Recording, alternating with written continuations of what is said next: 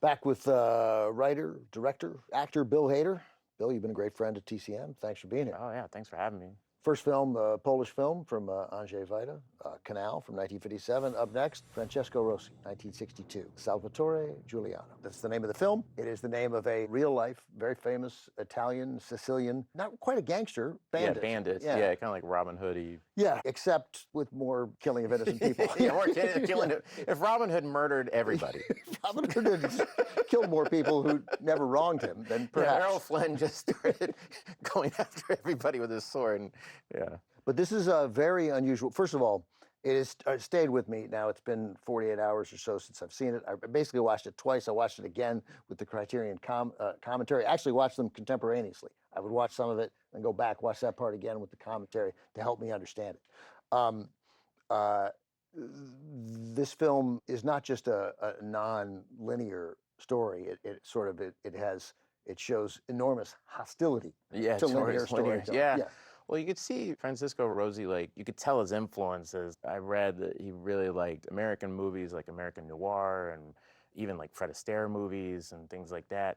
But then he was also incredibly influenced by the French and the French New Wave and French movies. And to me, what I thought was interesting, it was kind of like this weird, it was like someone somehow shooting a dossier or something, where it was like, it kind of is documentary style. It's not. There's these scenes.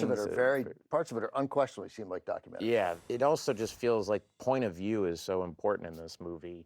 What he chooses to show and when and how he wants to tell it to you. It is kind of like research in front of you. You're trying to like piece together what the story was. And to me, it worked because the history of Sicily and everything kind of happening here is, like with a lot of countries, is really confusing, you know? And it's kind of a mess how you're trying to understand who's what and who's this. So he tries to show that to you. That's not this straight line or something. Yeah, and it's unclear, this guy, is he a mobster? He's not a typical idea of a mobster. No. You also barely see him in the movie. Well, that's the other idea, is that he starts off, and I mean, I think we can tell. Yeah, the start of the film is his dead body. Right. They found the body of Salvatore. He was Giuliano. shot and killed in 1950, and there's been wild speculation and no good answer for how he got killed. It's not a crazy conspiracy theory to say whatever happened, it was not as the police presented it. Yeah, so it is this kind of like, you know, Citizen Kane type of thing of like, okay, this guy died, now who was this guy? Right. The filmmaking in it is extraordinary, yeah. And specifically the way he staged things. There's an amazing scene of these guys out in front of a jail at night. The framing of it, it's the same DP as 8.5. Every frame is just gorgeous and very simple. It's very composed and beautiful. And then I kind of like the mystery of like, well, who's this guy? And the fact that the main character, it'd be like doing a movie about Robin Hood, but I'm like, you're never gonna meet Robin Hood. Yeah, you're gonna see Robin Hood from like afar. That's right, yeah. You know, but you're never gonna meet him. Yeah, you'll see his coat and people talking about him, which I thought was really interesting. But to me, it's just the sweep of it, seeing the filmmaking, the artistry, the editing. To me, that's like an experience. It kind of overwhelms you in the right way. It's really an interesting movie to look at, no question. It's only one of Scorsese's all-time favorite movies, which I found out reading about it. So clearly it's good. Don't listen to Ben. Fine. Ben has like some weird interest, some weird issue with nonlinear. He's like, it's nonlinear. Clearly. I'm like, the alphabet goes. I drove all the way out to Burbank for this? To be ridiculed? It doesn't go in order. Yeah, it's very frustrating. These Chris Nolan movies just. It went backwards the whole movie. Memento, what is happening? Here it is, from 1962, courtesy of Bill Hader. Sorry. Salvatore Giuliano.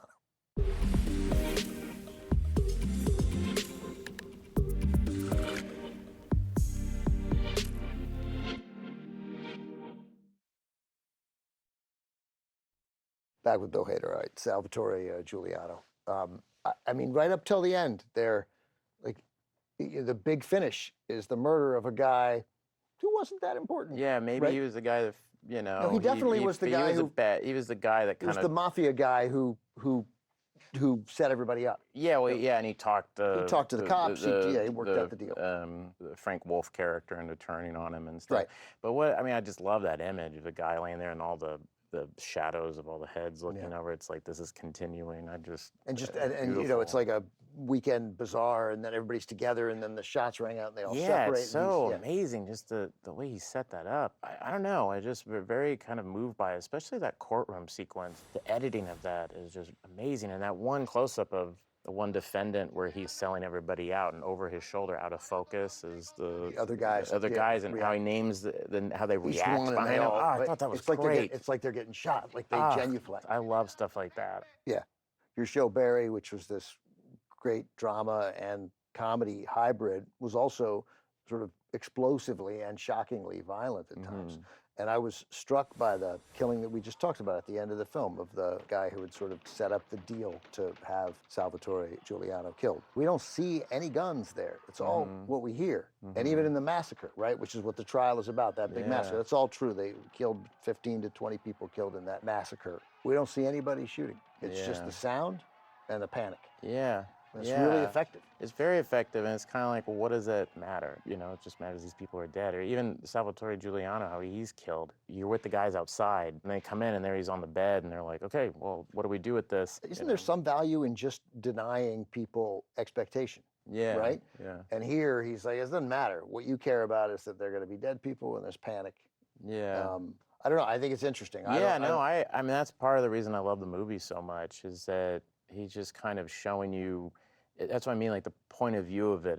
It's like my point of view for this is going to be with those people down there hearing shots and being in the panic of that. My point of view of the assassination of Salvatore Giuliano is going to be outside with the conspirators hearing the shot. And it's like, well, I wonder why he did that. I don't know, but it's interesting to me. It makes me lean in more, you know? Totally, yeah. And they, of course, don't know. I mean, we know who got shot because we know he dies the first minute of the film, but they can't possibly know whether that's Salvatore shooting. And then when you see, and then also you see them staging his body, and that the way that is choreographed, where he's just having the people moving around, and that he just stays on it. It's kind of like they're, you know, making this piece of art or something. You know, they're literally posing him and putting him in a certain way, and then the body at the end kind of looks like Salvatore Giuliano, and like, what does that mean? And so sometimes I like these films because it doesn't necessarily have to all come up as some big, you know, answer. It's like the more you watch them, the more engrossing they are. Yeah, Bill, this is great. Thanks very much. Thanks for bringing these in. Thanks. Bill's done for the Bill's done for the night, thank God. But the movies continue here on TCM, and as always, they're uncut and commercial free. Next on TCM, The Strange Love of Martha Ivers, then Born to Kill, and later Dillinger. TCM breaks the bank tonight.